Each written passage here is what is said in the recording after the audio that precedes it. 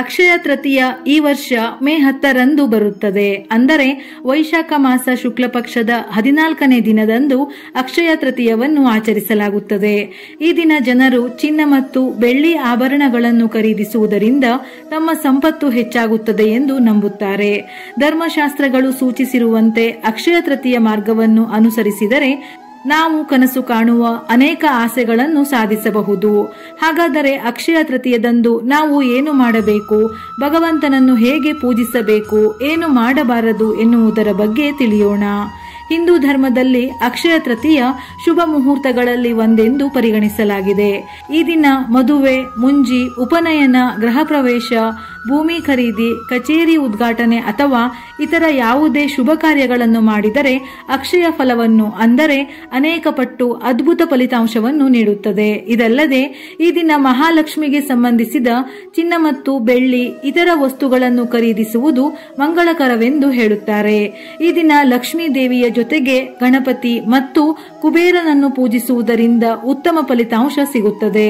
ಅಕ್ಷಯ ತೃತೀಯ ಎಂದರೆ ತೃತೀಯ ತಿಥಿ, ಅದು ಎಂದಿಗೂ ಕ್ಷೀಣಿಸುವುದಿಲ್ಲ.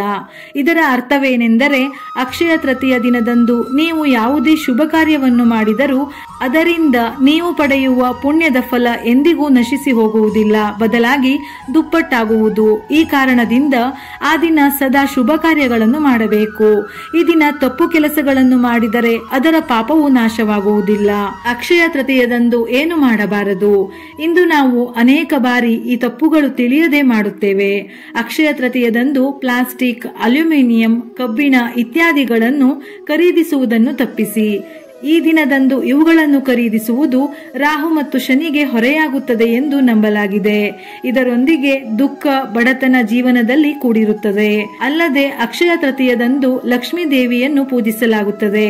ಈ ದಿನ ಲಕ್ಷ್ಮೀ ದೇವಿ ಮನೆಗೆ ಬರುತ್ತಾಳೆ ಎಂಬ ನಂಬಿಕೆ ಇದೆ. ಹಾಗಾಗಿ ಮನೆ ಮತ್ತು ಪೂಜಾ ಮಂದಿರವನ್ನು ಸ್ವಚ್ಛವಾಗಿಟ್ಟುಕೊಳ್ಳಬೇಕು. ಇಲ್ಲದಿದ್ದರೆ ನಕಾರಾತ್ಮಕ ಶಕ್ತಿ ಮನೆಯಲ್ಲಿ ಉಳಿಯುತ್ತದೆ.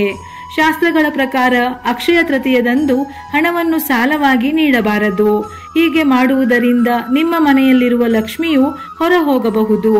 ಈ ದಿನ ದಾನ ನೀಡುವುದು ಮಂಗಳಕರ.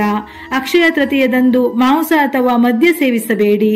ಇದರಿಂದ ತಾಯಿ ಲಕ್ಷ್ಮಿಗೆ ಅವಮಾನಿಸಿದಂತೆ ಆಗುತ್ತದೆ. ಈ ದಿನ ಬೆಳ್ಳುಳ್ಳಿ, ಈರುಳ್ಳಿ ತಿನ್ನಬಾರದು.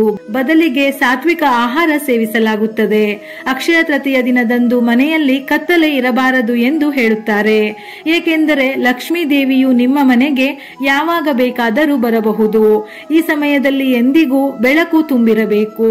ಬೆಳಕು ಅದೃಷ್ಟ ಹಾಗೂ ಶುಭ ಸೂಚನೆಯ ಸಂಕೇತ. ಅಕ್ಷಯ ತೃತೀಯದಂದು ಏನು ಮಾಡಬೇಕು? ಈ ದಿನ ಚಿನ್ನ ಮತ್ತು ಬೆಳ್ಳಿಯ ಆಭರಣಗಳನ್ನು ಮಾತ್ರ ಖರೀದಿಸಬೇಕೆಂದೇನೂ ಇಲ್ಲ. ನಮ್ಮ ಆರ್ಥಿಕತೆಗೆ ಅನುಗುಣವಾಗಿ ಖರೀದಿಸಬೇಕು. ಈ ದಿನ ಬಾರ್ಲಿಯನ್ನು ಖರೀದಿಸಿದರೆ ಚಿನ್ನವನ್ನು ಖರೀದಿಸಿದಷ್ಟೇ ಪುಣ್ಯ ಫಲ ಪ್ರಾಪ್ತಿಯಾಗುತ್ತದೆ. ಅಲ್ಲದೆ ಹುಣಸೆ ಹಣ್ಣು, ಬೆಲ್ಲ ಮತ್ತು ಉಪ್ಪನ್ನು ಸಹ ಖರೀದಿಸಬಹುದು. ಈ ದಿನ ವಸ್ತ್ರ, ಛತ್ರಿ, ಮಜ್ಜಿಗೆ ಇತ್ಯಾದಿಗಳನ್ನು ದಾನ ಮಾಡಿ ಎಂದು ಭವಿಷ್ಯ ಪುರಾಣ ಹೇಳುತ್ತದೆ. ಇದರಿಂದ ಅಪಾರ ಸಂಪತ್ತನ್ನು ಪಡೆಯಬಹುದು. ಸಿಹಿ ತಿಂಡಿಗಳನ್ನು ದಾನ ಮಾಡುವುದರಿಂದ ಮದುವೆಯಲ್ಲಿನ ಅಡೆತಡೆಗಳು ದೂರವಾಗುತ್ತದೆ.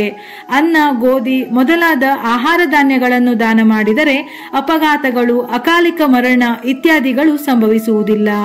ಅಕ್ಷಯ ತೃತೀಯ ದಿನದಂದು ದಾನವನ್ನು ಅರ್ಪಿಸುವುದರಿಂದ ಭಗವಂತನಿಗೆ ನೀಡಿದ ದಾನದ ಫಲ ಸಿಗುತ್ತದೆ. ಕುಟುಂಬದಲ್ಲಿನ ಬಡತನ ದೂರವಾಗುತ್ತದೆ.